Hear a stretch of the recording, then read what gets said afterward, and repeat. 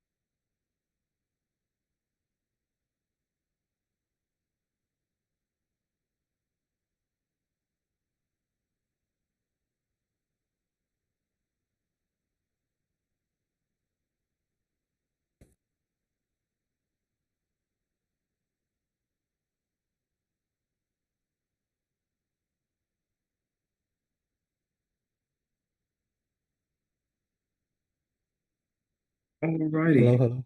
Hello, hello. Is it working? welcome. Yep, I just got kicked offline. 1 second. Okay. Is the screen share working? yep, yep. Okay. Sounds YouTube good. stream started. Okay. See here. All right.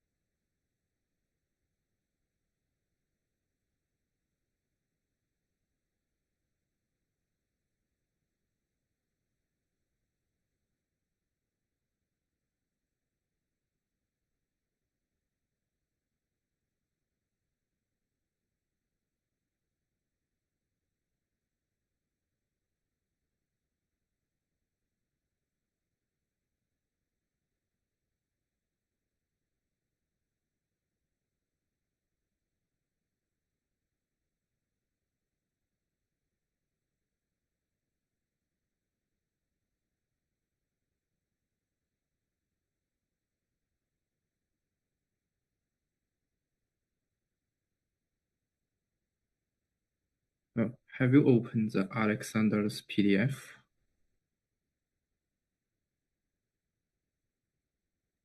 Okay, check. So everything should be ready now.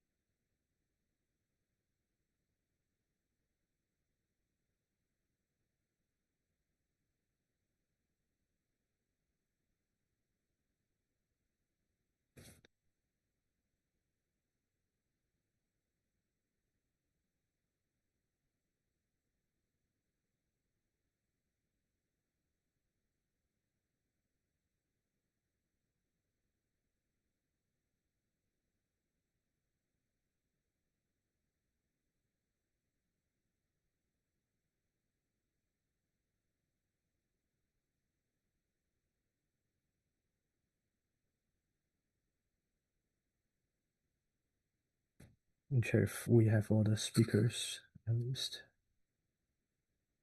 I think so. Okay. Just waiting on Liu Yang.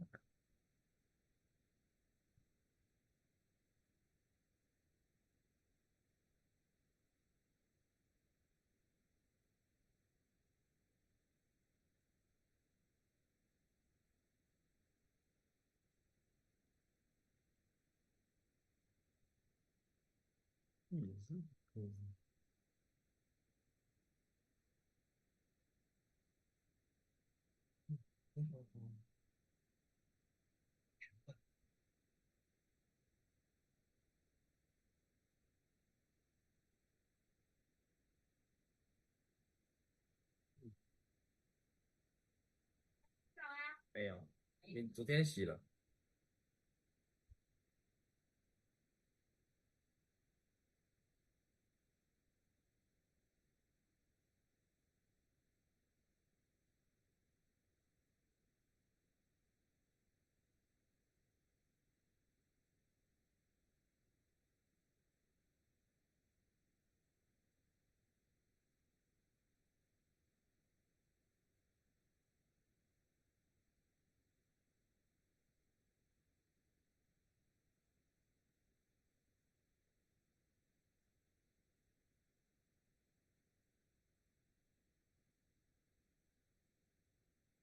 Yes, I will check one last time and see if we have the new firmware up.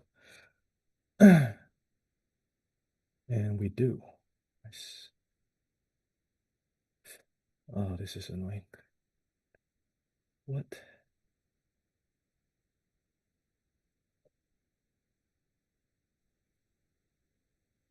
Okay.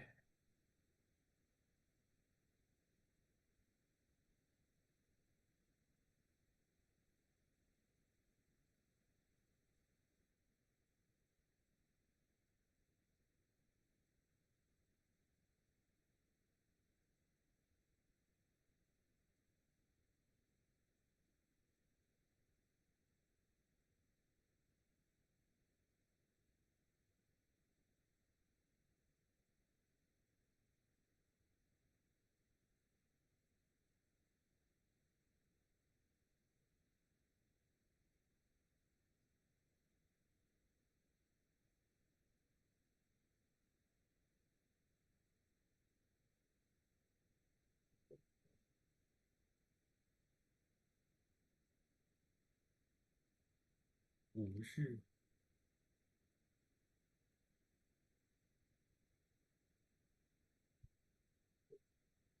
但是实际的频道也确实法就让我确定，但是沟通方出品用了10分钟的处理，确实跟这模板差不多。他们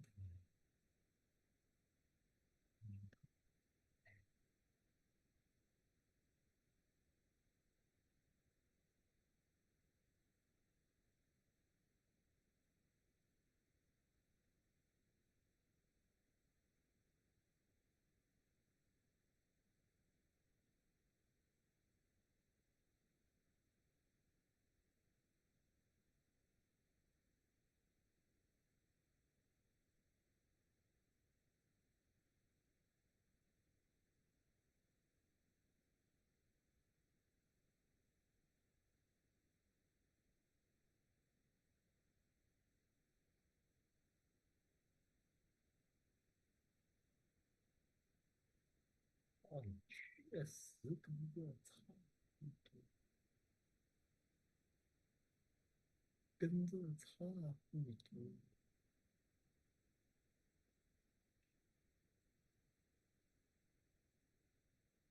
No complaint, complaint. 应该有水果吃的，来了，我水果自己都不会吃的，放冰箱啊。养妈的吃。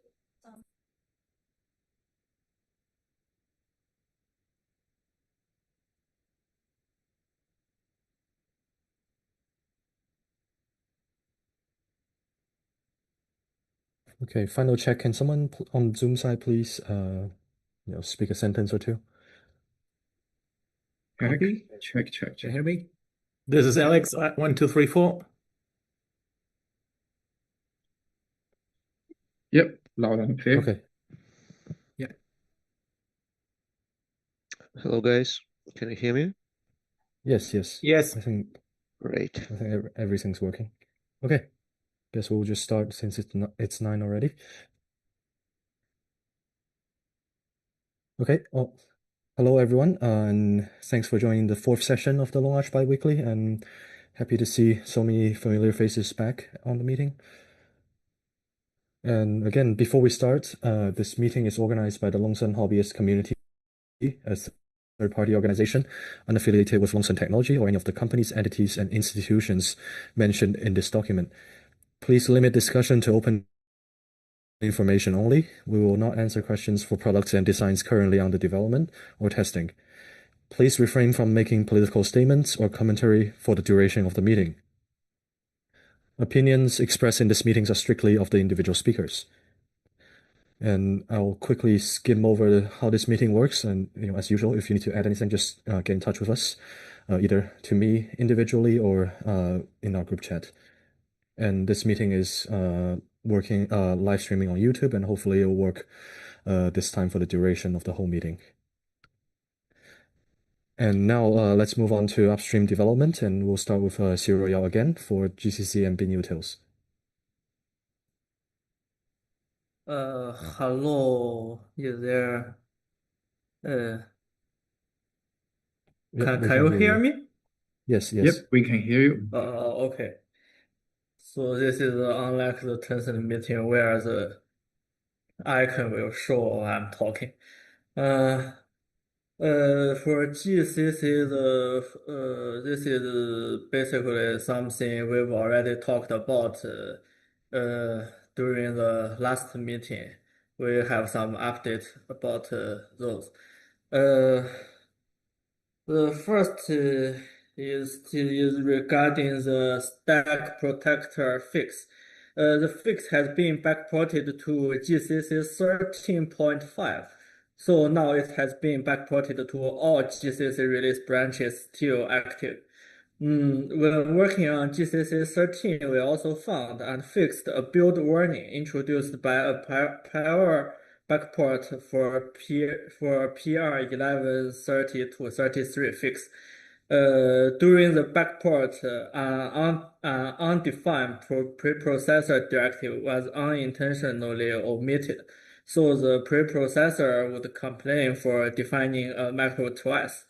So we found that, and we also fixed that as a easy hack. In the last meeting, we also reported the stack protector fix has introduced a regression causing 64-bit memory operations mistakenly generated for 32-bit LoongArch. The patch to fix the regression has been revisioned to improve readability. The IOD pointer and ST pointer instructions are now explicitly disabled via the enable attribute of define instruction, instead of subtly relying on the instruction alternative priority rule. The new revision is still awaiting review. The patch for optimizing dot product operations with sign and zero extended operands is also updated. Per Xu Chenghua's suggestion, the test case was rewritten in C and moved to the GCC point target slash longarch slash vector slash LSX directory. So we can reuse the logic checking if the surrogate CPU supports LSX in the vector point exp test support file, instead of replicating the logic in the test case again. We also suspect the performance issue found in SPIC CPU 2026. ASTCENC test is target independent, as the issue is also observed on ARch 64, and the analysis also points to jump threading, like we've talked during the last meeting. So next page. In the COBOL front end, it was added in GCC 15. And since it was added, we got about 100 test failures on LoongArch. Now Xu Jiahao, James Lawden, and Robert Dubner has concluded that the root problem is target independent. There is a bug in the handling of the section token, and the bug itself causes about 100 of test failures. And there is another invalid test case. The test case uses DL open but it's statically linked. It's not allowed by glibc. So the test case is invalid, and the invalid test case alone causes a few test failures. In total, there was about 100. Now, both issues are already fixed, so you shouldn't see any COBOL failure on LoongArch if you are testing GCC trunk. But who will run COBOL program on LoongArch? Next page.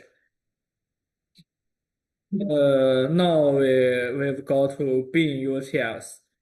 Meng Qinggang has updated the patch fixing the linker bug in the BFD linker involving input objects with and without linker relaxation data and LD-R. LD-R means the linker output will also be a relocatable object file instead of a shared object or executable. The bug breaks the alignment of the segments in the object without relaxation data. So the revision 1 has some issue that the upstream developers have pointed out. It basically inserted some LoongArch specific logic into a function that is supposed to be target independent. So the upstream mandated a change. And in revision 2, I found some stale comment which is in C++ style, and that's not allowed in binutils code base as the code base is still C89. So the C99 or C++ comments are not allowed. So the stale comments was removed in revision 3. There is also a new binutils patch. It fixes another alignment issue with linker relaxation. This time it's not related to the relocatable linkage. The bug causes the input sections from the input files except the first one to be misaligned. I performed a test on my development system. It has shown the issue has at least caused libffi to fall back to a slower code path. The libffi contains a page which contains thousands of trampolines, and the intentional use of the page is simply map it into a memory page, and then it can be used directly. But as it's misaligned, the direct map will not work. It will simply return error code because mmap mandates the offset in the file must be a multiple of page size. So if those trampolines are misaligned, you are no longer able to unmap them directly. So libffi will write them into a temporary file and unmap that file. So the fallback will be slower. So we recommend distribution maintainers to consider backporting the fix and rebuilding affected packages once the fix lands. Or maybe if you have enough computing power, maybe you should simply rebuild everything, because it's very difficult to tell if a package will be affected by the issue. In libffi, there is a fallback path, so it's only slower. But how about the other packages? Maybe they just expect an alignment and there is no fallback. Then they may mysteriously crash if the alignment is not correct. So maybe a massive rebuild will fix some so-called mysterious problems on LoongArch. So next. Okay, Thank you, Xiroyao, and we'll move on to Wang Xuerui for our VM Rust and Linux kernel. Okay, so can you hear me? Yes. Okay, so let's begin. For the LVM part, we have our usual two contributors, Lin Runze and Wang Rui. So, Lin Runze, in the past 2 weeks, he first added um, support, code gen support for the partial reduced MLA operation and cost helper get partial reduction cost for the LoongArch port using LSX or LASX. This one is a horizontal reduction involving biased multiply addition. So this is prompted by the spec CPU 2026 Stockfish R. So this one's a nice performance boost on that particular test case. 57% performance increase. This one's great. He also optimized the single assigned integer to FP and the unsigned integer to FP, which avoids unnecessary scalarization by utilizing vector extending operations for the floating point conversion. Previously, I think the Scala extension operators were used. Then those properly extended Scala results are shoved into vector register for conversion. So this one's obviously not very efficient. It's also a nice improvement. And finally, he added patterns handling 2056-bit truncate operations using pick EV instructions to the table gen description file. And this one's actually, I think, let me check the 2024-85.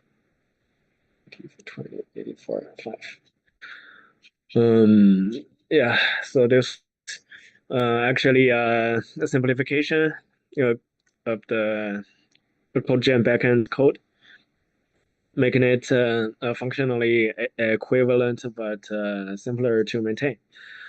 And in the past 2 weeks, Wang Rui did two also performance improvements. He first added two DAG combination logic handling widening. Let me edit a little bit.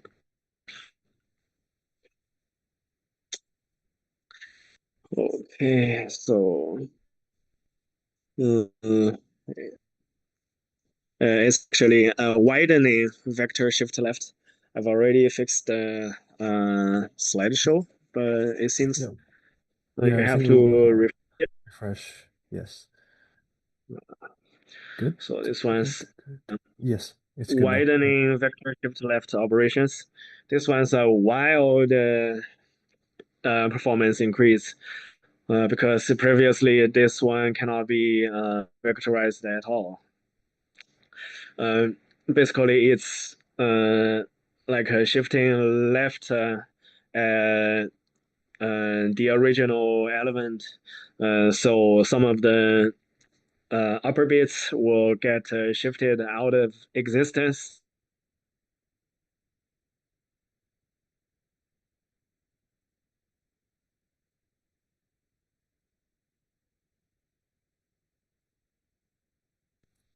Are we still here?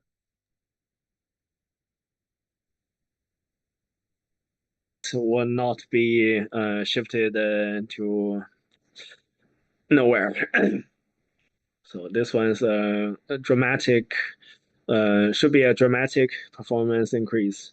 But I don't know what any algorithm or large scale program makes use of it. Let's see.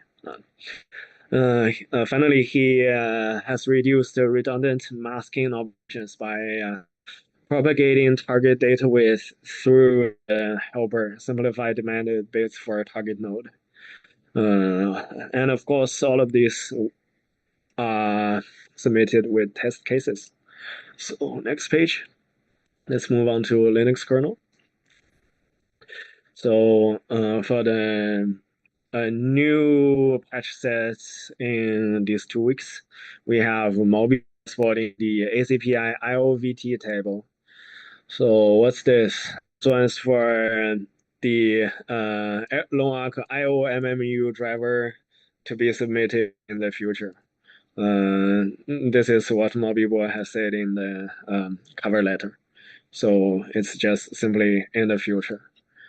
I think driver is already in the works in downstream kernels, but I haven't followed closely recently. So let's see.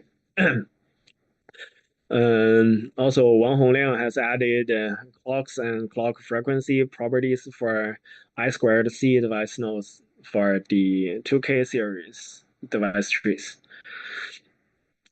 The rest of the patch sets on this page are new revisions of previously covered. So, on to the next page. For KVM subsystem, we have one new patch set the past 2 weeks. Mobibo has done a performance optimization by delivering kernel mode interrupts with the internal KVM API. So what's this for?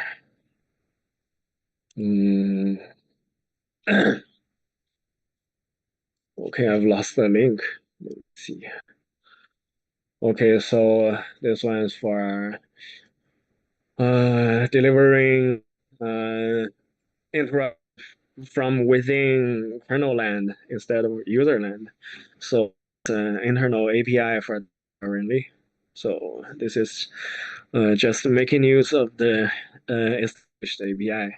And he also removed unnecessary print K statement for okay. And George Guo has submitted 2 BPF subsystem changes. One is supporting per CPU move and helper BPF the may go to support. He also made the BPF core reject program unimplemented arena instructions per program private stack and exception handling. So this one's making the BPF core, I think, more sound. I don't know, maybe. Okay, move on to the last page. So as for functional fix, we have Bastien Blanc adding unique build salt metadata to the VDSO object. Let me see. It's simply because the VDSO needs to have a unique build ID in a similar manner to the kernel and the individual modules. It's a simple liners. Zhang Sanghong has fixed an issue where Arc Reserve VM core ignores the return value from memblock reserve and leading to a successful message being printed even when it's actually an error. Xie Zhibang has moved the declaration of struct K image to before the first usage. This one's preview, maybe, but good to code quality nevertheless. Finally, Zhou Binbin has fixed the handling of I/O memory pointer in the video mode parsing code of the 2K 500 BMC frame buffer driver. Okay, that's all for Linux kernel. Okay, Thank you, Wang Xuerui. And for EDK2 or the UEFI firmware, Qian Dongyan or Mars Doge has done a couple things upstream. First of all, he fixed the memory EFI memory RP read-only protection attribute and implemented no pointer detection for LoongArch. He also added preliminary LoongArch support for dynamic tables package. It's basically a framework in which ACPI tables could be generated from basically static specifications rather than having to maintain the whole table manually. And third, he fixed the relocation handling of the gen firmware utility, where the section address wasn't updated when translating the addresses for LARCH 64 relocation entries during the conversion. But in, I guess, more visible or interesting situations, he has also, with the help of Claude Code, implemented modern setup package for LoongArch, basically a quote-unquote modern GUI-based setup UI created based on the LVGL embedded framework. This UI framework also comes with custom widgets and mouse support, so we may be getting closer to having a more fancy BIOS setup interface down the line. Also related to UEFI firmware, I think it will be exciting news for some of us. This is what we call a first community release candidate release with many new features. So when it comes to Loongson firmware, there is a distinction between a product firmware, what they called, which is fully tested, everything's I guess more conservatively laid out in order to be able to provide it to OEMs with much less hassle after the provision of the source code. But with the 2026-05 release, they came out with a community RC release, so they were more, I guess, proactive in introducing new features. For example, this time we have support for DVFS-based CPU and SoC frequency scaling for mainline kernels. So finally, when we use our upstream Linux kernels, we'll be able to get frequency scaling, and you will also be able to enable what we call boost frequency on one of the cores by about 100 to 200 megahertz, depending on the workload. This will have to be enabled manually, but more discussion and information on that will come. We should probably write some documentation on that. And secondly, there is also the 4 kilobyte page mode for 2K3000 and 3B6000M SoCs, which previously would not be able to boot with this kernel page size. So there's now a switch in the BIOS firmware to enable this mode. Some of the colleagues from Loongson has mentioned that this might harm performance in the 16 kilobyte kernel, but with our testing with spec CPU, we only saw really negligible differences. So suit it how you will. Thirdly, we also have some new ACPI tables. We have first of all, the firmware performance data table. So now with systemd analyzer, we'll be able to get an idea of how much time you spent during the firmware stage and the bootloader stage. There's also the IOVT table for IO virtualization, but I personally have not tested it. I think it will be preparation for IOMMU support on a kind of a wider scale. So this firmware update is available for most reference design motherboards from Loongson, from the basically the desktop lineup. So we have Loongson 6000, 3B6000, and the 3C6000S. We also have Loongson support for Loongson 2K3000 and 3B6000M, and this would include Orange Pi Nova, which was I guess sold in limited quantities earlier this year. And this firmware will be available. It's already available update for download from longfans.cn. I'll quickly walk through how we will find the firmware as well now that we're here. So when we start from the portal site, we'll go to product database. And I think most of our friends aboard are using the 3B6000 motherboard, the V1.2 revision. So if we click on that, we'll be able to find downloads, and you'll see this 2026-05 firmware, both in debug and release version. So the release version, it boots much faster with less checks, but a lot less information available for debugging. But the debug version will have the full firmware output if you hook up a serial console to it. And we have very detailed change log for what changed.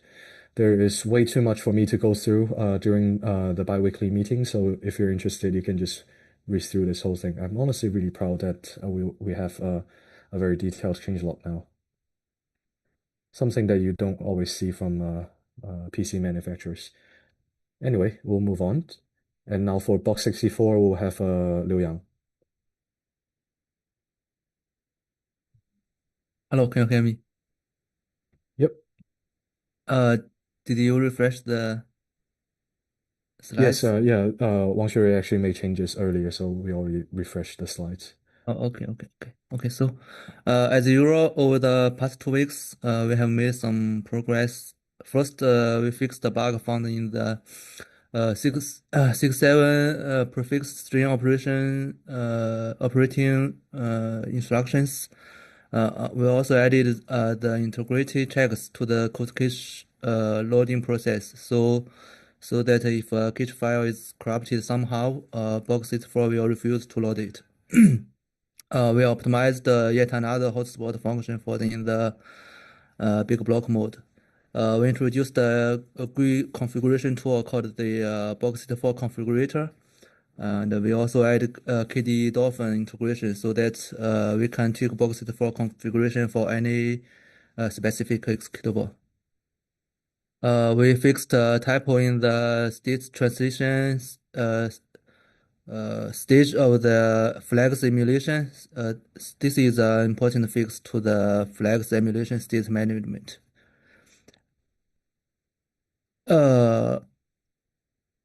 And we refactored the code pitch to make it more maintainable in the listed few places. So next page, please. And we wrapped the function called the process VM write way function. So we added a ptrace based fallback to it.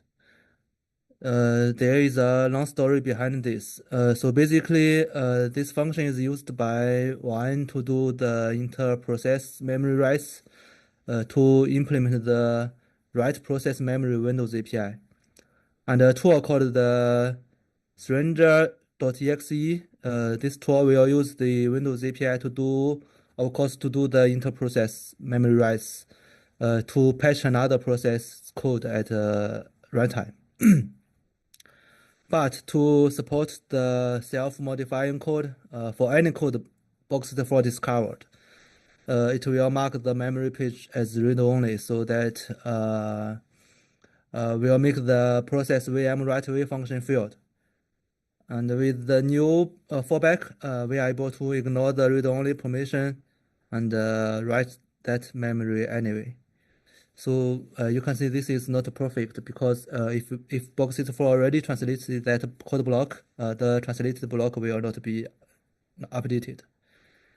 But anyway, it works. So we are fine with the current state for now. We also fixed the handling of the trace flag when it returns from a signal handler. So this allows the program to be detached from debugging mode. This is for the same tool, the stranger.exe. We also improved the handling of the tracing flag in the return emulation, and we added a RC file entry for the Windows for Wine's Explorer.exe. This disabling the big block optimization to reduce its code start time. We improved the tracking and management of the executable memory pages, and we fixed the bug where the bit shift and bit rotate instructions were marked as flag fusion enabled when the shift mount field is registered. Because when it is registered, we can't do the flags fusion. And finally, we tweaked the undefined behavior handling of the ROL and ROR instructions, both in the dynamic and the interpreter. And this covers all the updates for the past 2 weeks. Thanks. Okay, thank you, Liang. I think I'll quickly show what we meant by the. Never mind. I don't have my WeChat open, but basically the Dolphin plugin is very similar to what you would see in Windows. It's basically a tab in the file properties, and you will see a compatibility mode or something like that. So it should help with troubleshooting and basically finding better performance and better compatibility. So we'll move on. Now with other updates, we'll have Yang Xinhui. Hello, can you hear me? Yes. Yeah. Okay, let's move on to bug reports and bounties. First, we have Xu Xiaowei. He requested official LoongArch 64 Docker images for the Narcos project. This is a dynamic name resolution and configuration service from Alibaba. And DCSID reported that the sort test in Highway, this is a portable SMD library, this test failed to build with toolchains lacking native float 16 support, such as LoongArch 16's toolchain. Since LoongArch 64 lacks native floats, like half precision floating point numbers. So after the fix, a latency issue was discovered in the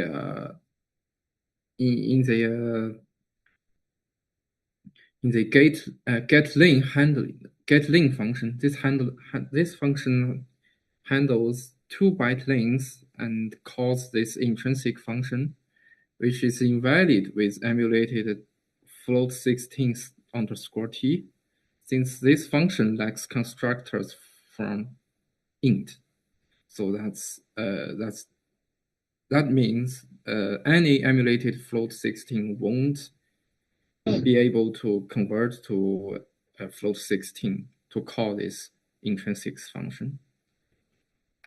And we have general contributions. First, we have core DNS as part of the Kubernetes dependency tree, released LoongArch Docker images since version 1.14.4, thanks to Xu Xiaowei, who had brief discussion with core DNS. And LoongArch added a LoongArch support for MEES. This is a development environment management utility. Next page, please. And we have Denis Flodolishchenko. He added LoongArch build support for the core and the pipeline component from kernel CI. This is a well-known CI framework for testing Linux kernels. And we have Fox 12.12 who fixed the bug for NCNN. This is again a neural network inference framework. This issue involves the int8 convolution operation, which could return wrong results and wrong shape when encountering one-dimensional inputs and one-by-one convolution kernels. And we have Gao Juxin, who fixed two LoongArch related issues in the starvation test of the LTP automated testing framework. The first is it avoided the automatic calibration process to override the state of the -t option specified in the command line. And second, it skipped the test for kernels with voluntary preemption model due to hardware constraints. Since I think, if I recall it right, on 3B6000 and 3C6000, the amount of let me check that real quick.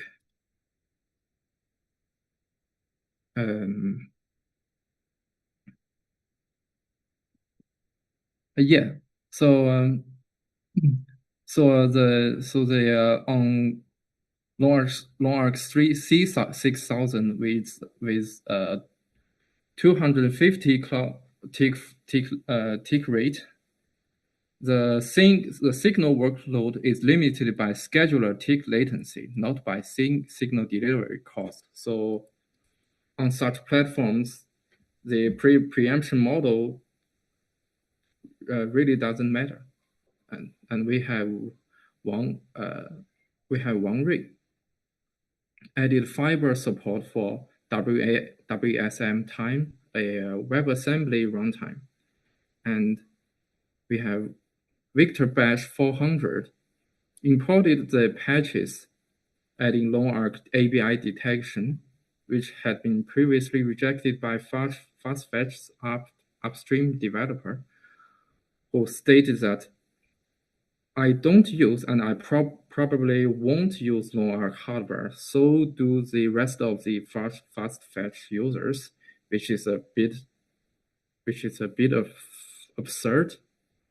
So Victor Batch 400 took the patches and merged them to his own FastFetch fork. So any interested ones, please check out his fork. Next page, please.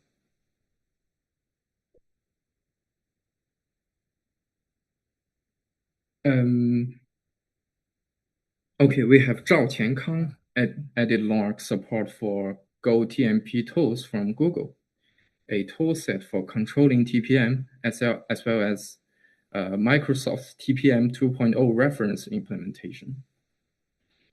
We have Wu Kaiyang, who posted a bounty requesting LoongArch support for too many cooks, a multi-threading library written in C++ 20, which has become a dependency of Telegram desktop since version 6.9.3. So Xi Royale subsequently added the LoongArch support to the library, and TZCNT, the maintainer of Too Many Cooks, filed a PR updating the library dependency for Telegram desktop. So the master branch now builds on LoongArch 64. That should conclude the updates in the past 2 weeks. Thank you. All right, thank you, Yang Xianhui. Okay, now I think we'll skip the per section Q&A since there was rarely any questions at this stage. So we'll move on to distro and operating system updates.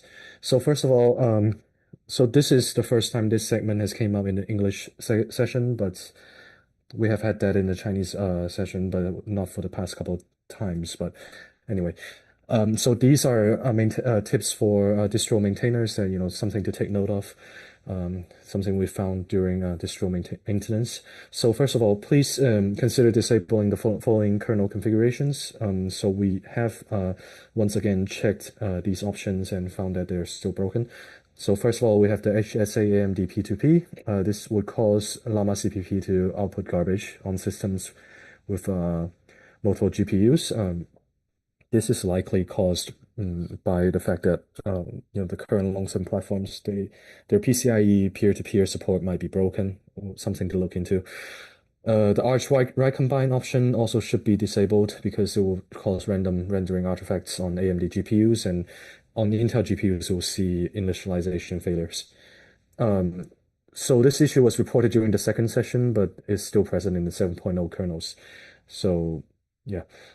And as mentioned before, please consider backporting this pull request from Telegram to make sure that it builds on LoongArch. This version introduces too many cooks, which did not have LoongArch support at the beginning.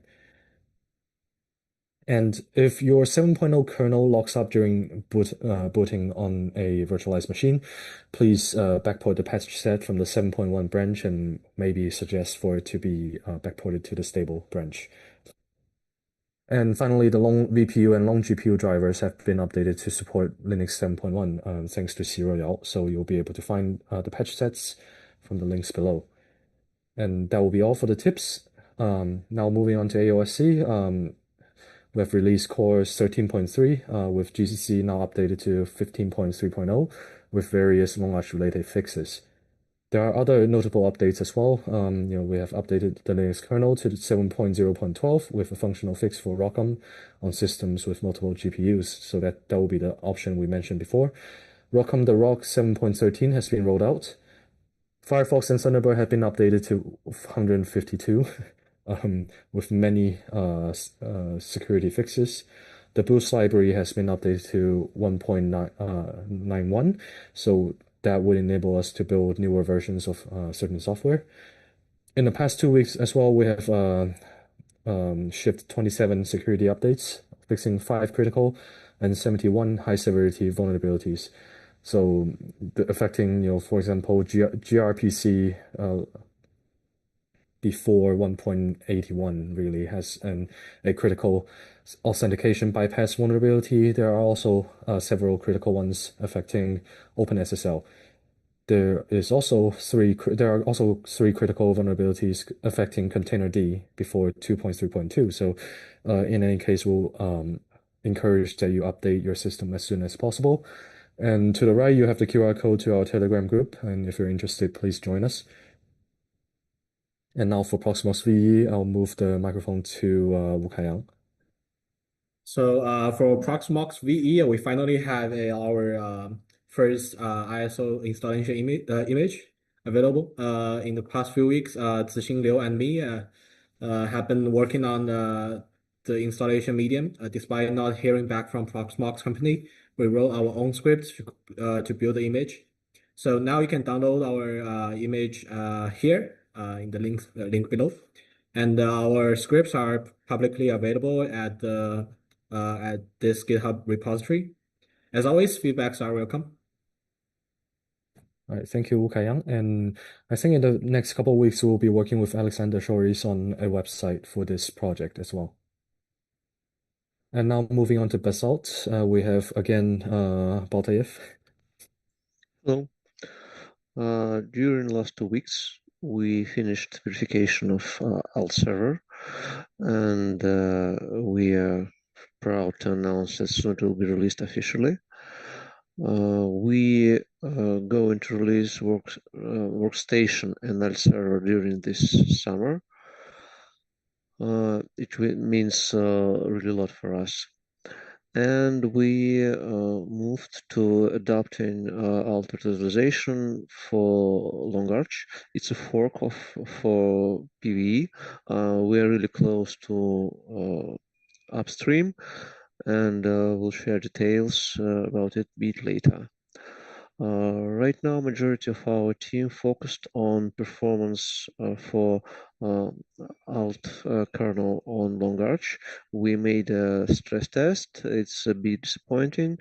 LongNix are working way better. And we need to investigate these issues, and we are open to any hints, hacks, how to adjust settings for kernel to act good for LongSon. That's it for now. Thank you. So I don't think there are many community news and events, so we'll probably just move on to the special presentation we have with Alexander Zubankov. Hello, do you hear me? Yes, and we'll now switch to your PDF. Okay. Should I demonstrate my presentation or? Oh, okay. No, you can just go. Tell me to switch pages, so it's easier for. Yeah. Okay, no problem. Okay, we can start. And today I would like to present you my presentation about LongSon performance estimations in benchmarks. The first part of the report is dedicated to embedded processors. In the future reports, I will show comparison of desktop and server processors. Let's start. Next slide.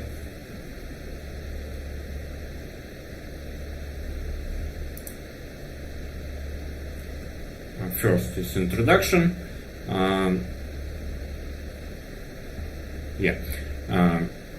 Our approach to estimate performance is used any benchmark suite from developer and entity fix to evaluate smooth performance. For each CPU, we use GCC compiler with O3 optimization and MArch and MTune. For LoongZone, we use GCC 830. This is due to the tests were conducted quite a long time ago, and there was a fairly limited time, and we conducted tests on the provided tools. It's LongMix and Kylin. For Elbrus, we used our operation system is Colobos first version. Elbrus has optimizing compiler LCC, that's GCC 11.3.0 compatible.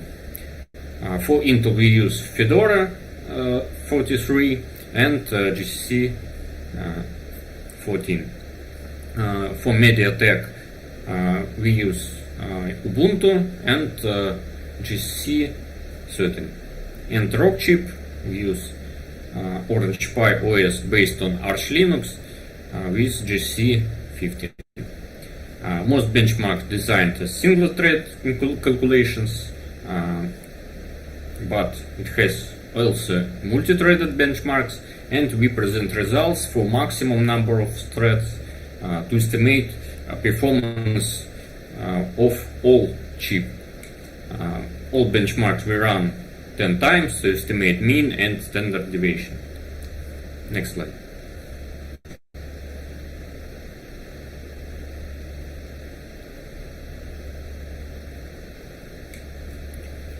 This is a LoongZone CPU lineup.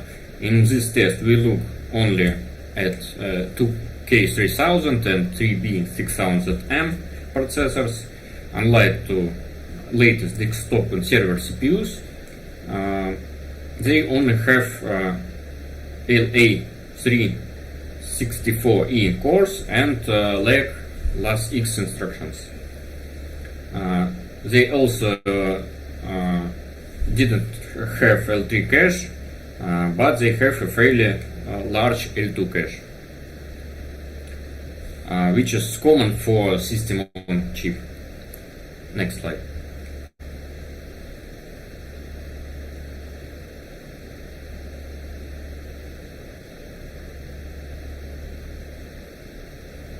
Next slide, please. I already have this. No, okay, yes.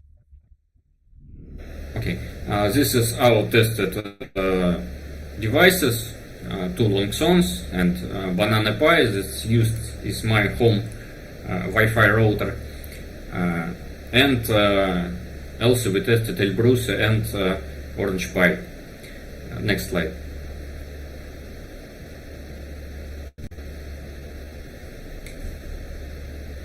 At this slide, you can see characteristics of used CPUs. Just have a different number of threads. 3B6000M is 4-thread version. LoongZone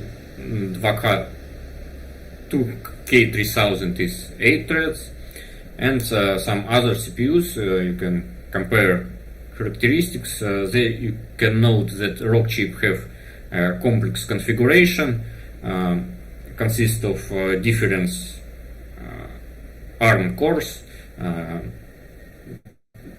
4 Cortex A76 and Cortex A55. And Rockchip has a L3 cache. Some CPUs have SODIMM RAM, and other one was soldered. Next slide.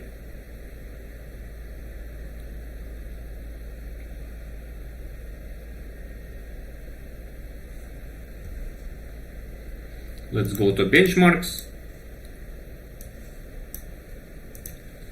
First benchmark is Whetstone, first general purpose benchmark. It estimates float point speed, but with time independent integer benchmark functions. benchmark use 8 tests, 3 of which perform standard float point calculations, 2 with cosinus and exponential functions, and 1 of each for integer branching or memory allocation. On next slide, you can see performance in single thread benchmark.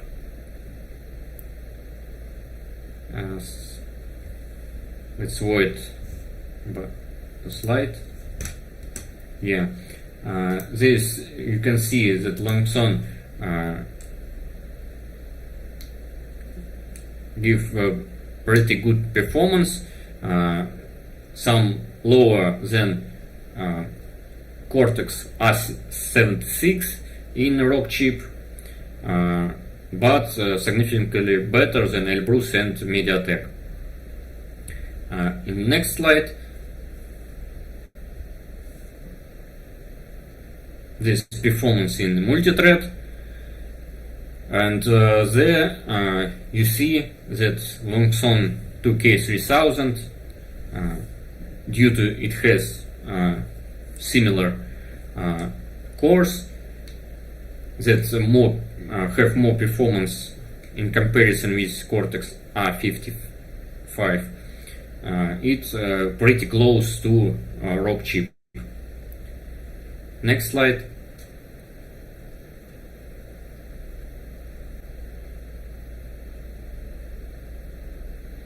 Next benchmark is Drystone. It is a synthetic computing benchmark to represent integer performance. Output from this benchmark in number of Drystone per second.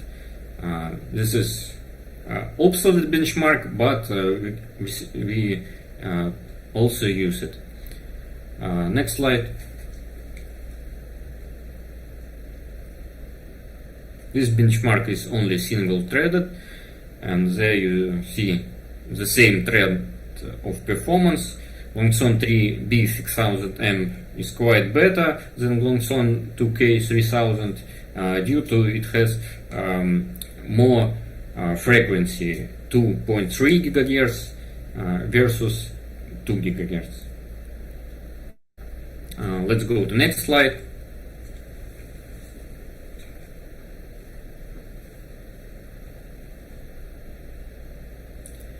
This Cormark benchmark, simple but yet sophisticated benchmark that's designed to test functionality of core.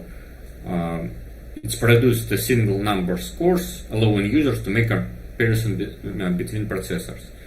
It contains the following algorithms: list processing, matrix manipulation, state machine, and CRC cyclic reduction check. Next slide.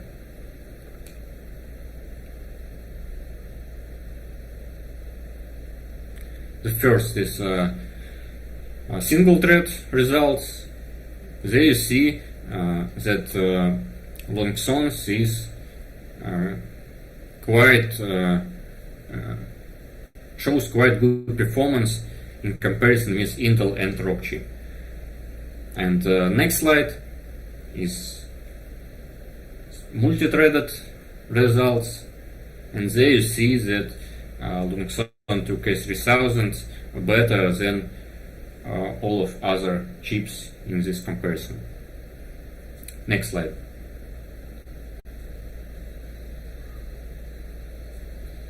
Next benchmark is Super P that calculate P number to a specified number of decimal places. In our case is about 4 million. It uses Gauss-Legendre algorithm. Next slide. At this histogram, a better result is lower. This is the time, and best time shows Longson shows best time. It's pretty good. Next slide.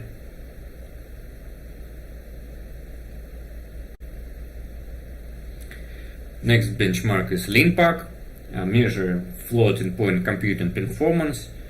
It measures how fast CPU solves a dense matrix, 100 by 100 of linear equations. This is a common problem in engineering.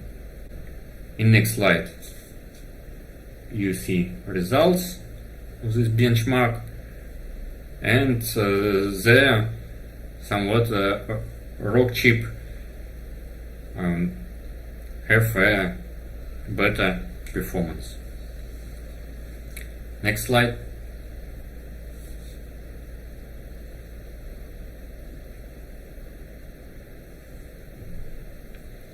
And Livermore loops benchmark is more complex than LeanPack. It consists of 24 loops taken from operation programs used in Livermore National Laboratory, and they are a mixture of vectorizable and non-vectorizable loops, and test the computational capabilities of hardware and software in compiling and vectorizing efficient code. In next slide, you can see results. It have 5 metrics: max rate, maximum performance, average, geometric mean, harmonic mean, and minimum rate. There you see that Elbrus 2Z3 can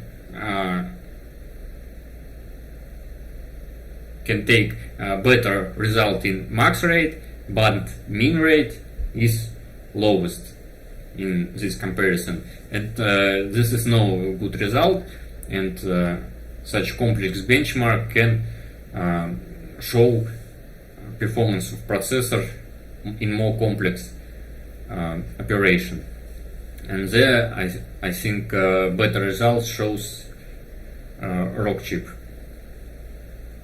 Next slide.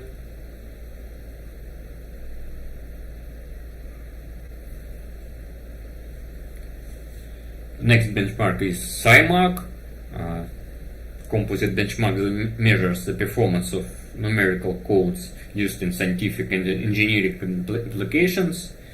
It consists of 5 computational cores: fast Fourier transaction, Gauss-Seidel relaxations, sparse matrix multiplication, and Monte Carlo integration, and also dense LU factorization. The problem sizes are intentionally kept small to isolate the impact of memory hierarchy and focus on the compiler and processors. Next slide. This is the result. You see that all processors is pretty close to each other, except MediaTek and Rockchip. There some better Rockchip, and MediaTek is better. Next slide.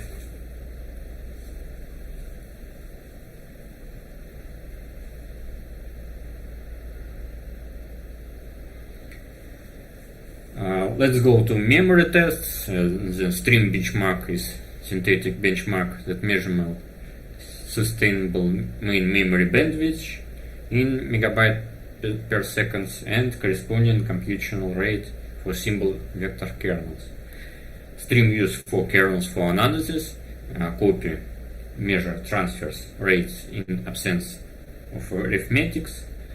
Scale adds a simple arithmetic operation. Sum adds a third operand to allow multiple load store ports on vector machines to be tested. And Triad allows chains overlapped, fused, multiplied, add operations. And next slide. And there is the result. It's maybe quite strange, but I think that Rockchip shows better results due to it has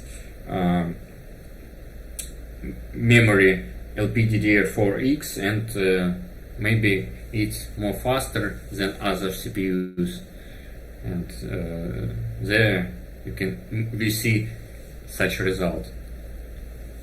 Next slide. And there also multi-threaded result, and the same trend. Next slide.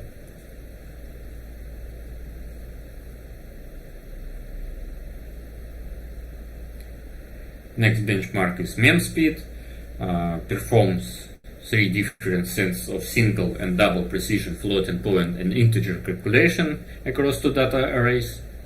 Next slide. And the result I showed as 2-dimensional histogram.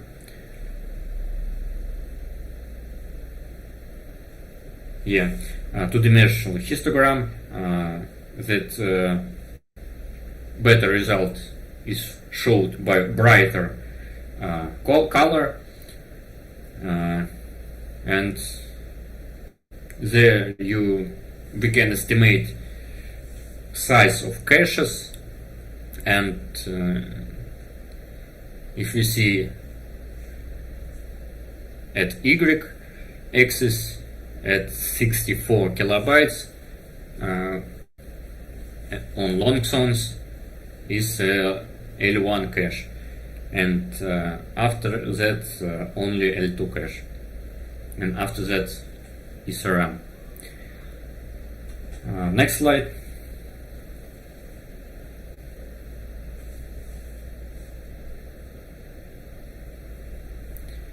Next benchmark is bus speed. It's a benchmark intended to demonstrate maximum data transfer speed from buses and caches. Program starts by reading one world with a large address increment for the next one. The increment being reduced by half for following measurements until the data is read. This identifies which data is read in burst and provides a means of estimating bus and maximum RAM speed. Next slide.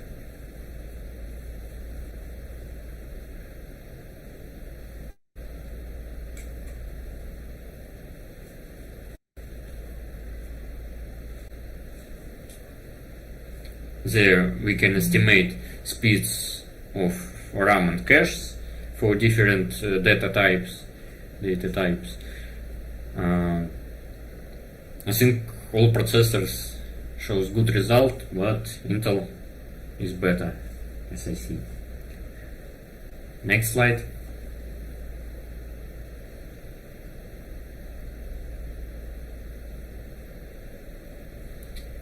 And one of the last benchmarks is NPM flops.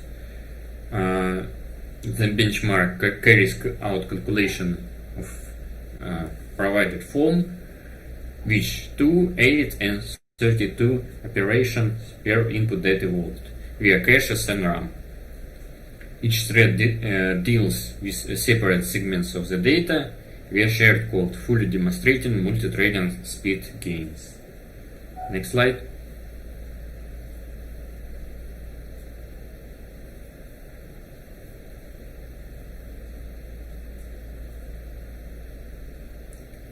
There is the result. Best results show Elbrus. It's maybe due to it has 2-channel DDR4 memory, but Longson and Rockchip shows also good result. Next slide.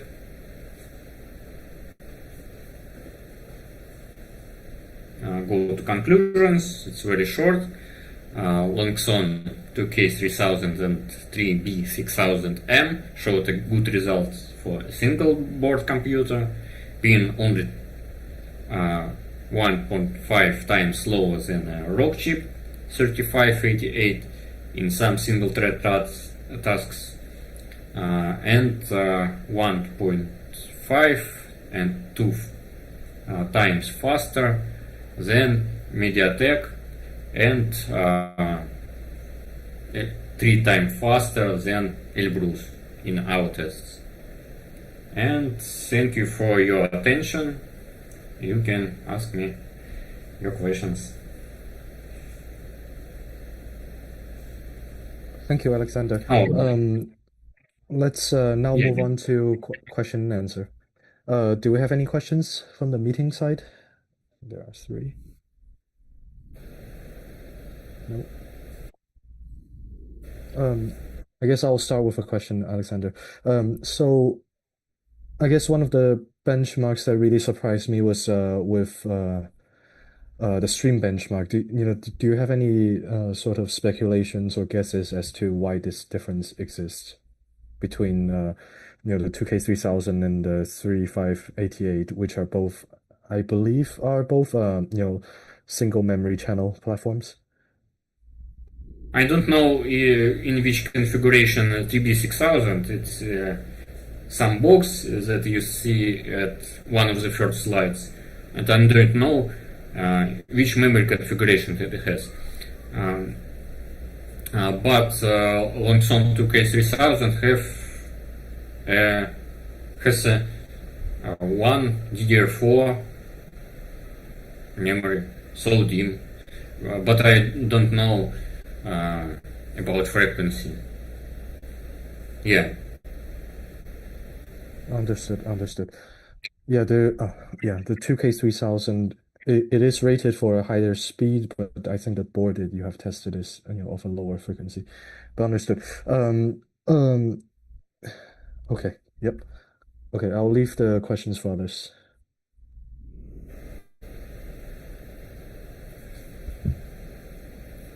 If you have, for those who are on Zoom, if you have questions, you're welcome to just open your mic and ask them. Alexander here. One interesting part would be also TDP, or the power consumption in comparison, because they're a little bit different, I guess. Some are more embedded based, other more desktop based, and sometimes what intrigued me, the performance was almost the same, although the configuration, as was pointed out, was very different, or kind of different. And the power consumption with all the optimizations also coming, that's also very interesting to see. Okay, maybe it's slower, but maybe if it's using much less power, it must be more interesting to embed it or to mobile use than another CPU that may be 10% faster, but consumes like 50% more power. So that's something for the future, I guess. Yeah, thank you. Unfortunately, we didn't measure power consumption of these two devices of Longsons, and don't know how much it is. But we test desktop 3A6000 and server 3C6000S power consumptions.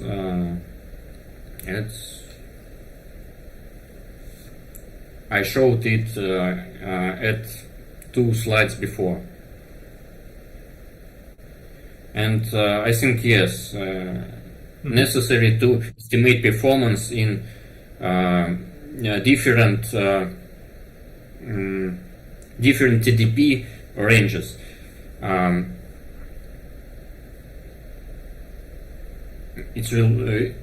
It will be interesting to see this. Yes, I think performance in relation to power consumption is also a very important dimension for I guess cross-platform comparisons as well. There are a couple questions on the let's start with a couple questions from Bilibili as well. Since they're asked in Chinese, I'll basically ask the question in English and again in Chinese so that they understand what is happening. Okay, so the first one is from a friend who asked, is LinPack's performance, which was significantly, I think, lower than lower than the RK3588, is it due to the lack of memory barriers and the lack of 256-bit vector?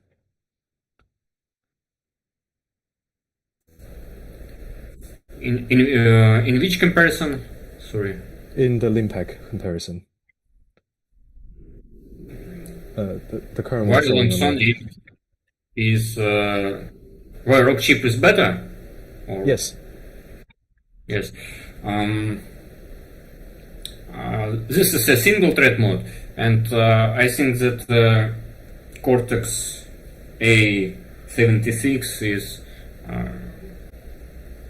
has more performance in comparison with LA364E. Maybe it's also due to optimization, some or old version of compilers also. 好的，刚刚讲者回答这边认为是有几个因素，一个是可能是处理器本身的规模较小，另外一方面是软件本身，因为这个 LinPack 底层的库，它的是否对龙架构有充分的优化，以及就是它目前这个使用的这个 GCC 8.3这个版本是否有性能上的劣势。Okay, and I'll move on to the next one. The next question is, why are we testing the 4-threaded 3B6000M? I think I'll just take this question.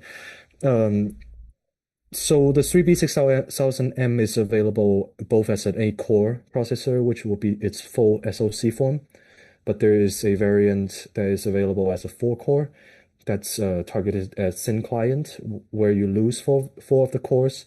You also lose the GPU, so you only have a 2D accelerated display controller, and you also lose encoding in VPU.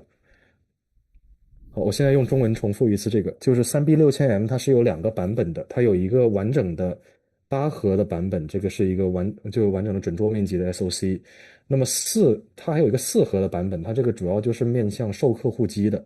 那么这个版本它除了少了4个核心之外，它还有几个区别，就是首先它的那个 LG200是没有 GPU 部分的，它只有一个显示控制器，也就是说它只有2D 加速，以及就是它在那个它的 VPU 就是它的那个视频处理器里边，它是没有编码功能的，所以就是这个 3B6000M 的4核版本，它实际上是一个功能也是受限的一个版本，就是完全是两回事。Okay, let's see if we have other questions. I see Vladislav has his mic open. Do you have any questions?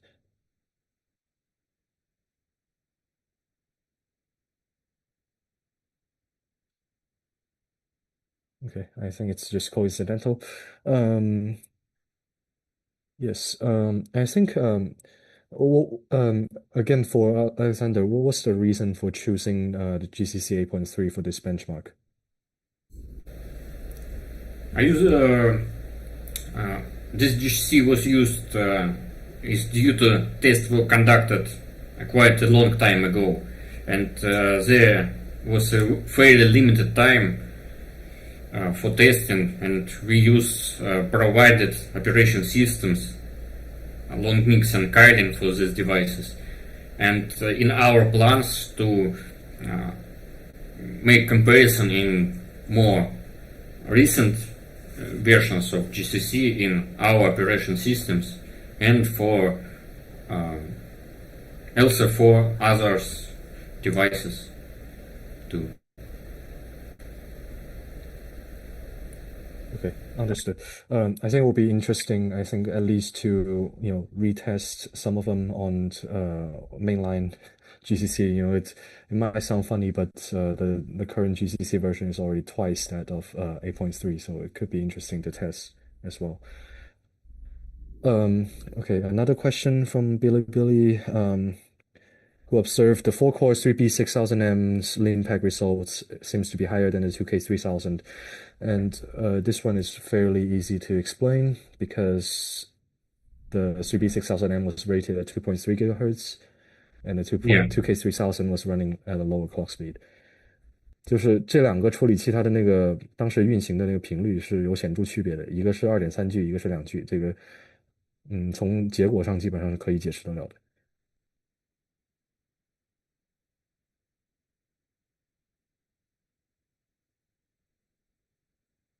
Okay, do we have any questions for either this presentation or for the information from before?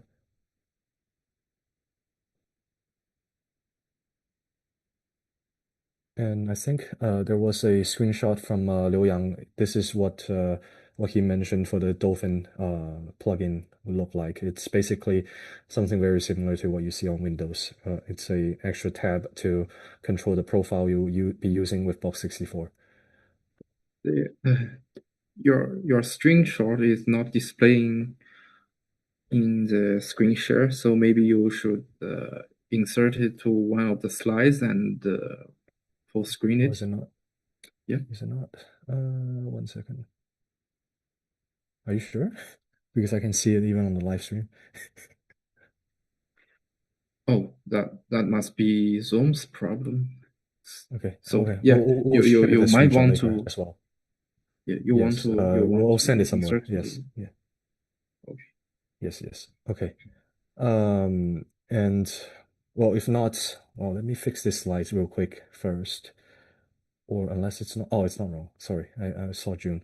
And well, so before we end, the next meeting will be on July the 9th, 2026, same time. We'll have a presentation, I think on UEFI again on another topic. But until then, we'll see you in 2 weeks, and you're welcome to join our Telegram channel and Discord server if you need to. Okay, thank you everyone for joining us, and we will see you in 2 weeks.